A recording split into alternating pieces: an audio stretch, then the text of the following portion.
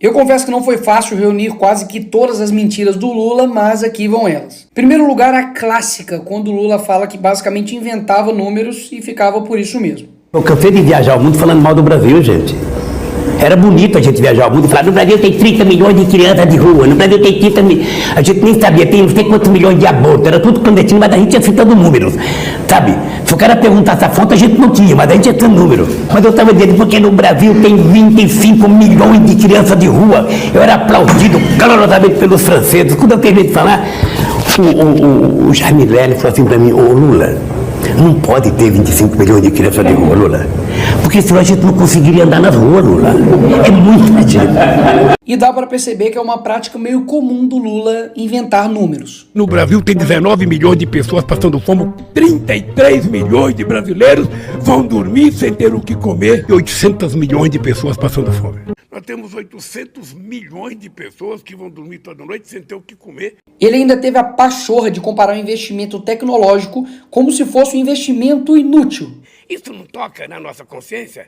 Quando o cara quer fazer um foguete para ir para o espaço passear, ver se tem um lugar melhor para ele morar, ele não se toca que poderia melhorar a qualidade de vida, melhorando a qualidade do alimento daquele, de emprego, da casa, da moradia? Não seria possível? Logo o cara que tem 7,4 milhões de patrimônio e que já gastou mais com o cartão corporativo do que Bolsonaro, Temer e Dilma. Isso sim para mim é hipocrisia. Falar mal do capital, mas ter esse patrimônio. E falar para melhorar a qualidade de vida das pessoas usando o dinheiro das pessoas com ele mesmo. Nós, seres humanos, humanistas, temos que ficar indignados com a desigualdade. E o que dizer então, Lula, das pessoas que gastam R$1 bilhão do pagador de impostos somente em um ano com viagens? E essa apelação para o sentimento das pessoas só para poder ganhar voto não é de agora. Se ao final do meu mandato, Se quando eu terminar esse mandato, todos os brasileiros tiverem a possibilidade de tomar café da manhã, cada brasileiro tiver tomando café, almoçar e jantar, tiver almoçando e tiver jantando, terei cumprido a missão da minha vida. terei cumprido a missão da minha vida. Mais de 20 anos separam os dois vídeos e basicamente a promessa não se cumpriu. Até mesmo que ele continua usando as mesmas técnicas lá do passado que deram certo. Comprar as pessoas pela lábia. E vamos voltar no final de semana a comer um churrasquinho e tomar uma cerveja. E eu digo todo dia, nós vamos voltar a comer picanha, sabe aquela parte com aquela gordurazinha passada na farinha, a gente mastigar aquilo, tomar uma cervejinha gelada? É tudo que o povo quer. E vamos voltar no final de semana a comer um churrasquinho e tomar uma cerveja. E depois teve a cara de pau de dizer que não era muito bem assim picanha, era um bife de soja. Na verdade, eu não estou prometendo churrasco, que eu estou dizendo é que a gente vai voltar. Ah, você não vai fazer um churrascão no quintal, não? A gente vai voltar a recuperar a economia desse país para que o povo possa, sabe, no final de semana, convocar a família e comer um bife de soja, um pastel de caju, qualquer coisa. No fim das contas, entregou a abóbora. Uma abóbora. E não satisfeito, ele deu essa justificativa aqui sobre pessoas passarem fome no Brasil. E se nesse país a gente produz alimento demais e tem gente com fome, significa que alguém está comendo mais do que deveria comer. E quem lembra quando ele disse que ele era contrário ter amigos no STF? Não é prudente, não é democrático um presidente da República querer ter os ministros da Suprema Corte como amigos. Você não indica o ministro da Suprema Corte para ele votar favorável a você ou te beneficiar. Os ministros da Suprema Corte têm que ter currículo. Não só pelo papel que ele teve na minha defesa, mas simplesmente porque eu acho que o Zanin se transformará num grande ministro da Suprema Corte desse país. E além do Zanin, indicou também outro amigo, Flávio Dino, para o STF. Sim, esse aqui é o Flávio Dino. Eles são amigos desde quando o Flávio Dino era mago. Isso era o que aconteceria se eu tivesse terminado essa frase, mas continuemos. Lembra que ele também disse isso? Vou fazer uma coisa para você, vou fazer um decreto, acabando com o seu sigilo de 100 anos. Para saber o que tanto você quer esconder por 100 anos.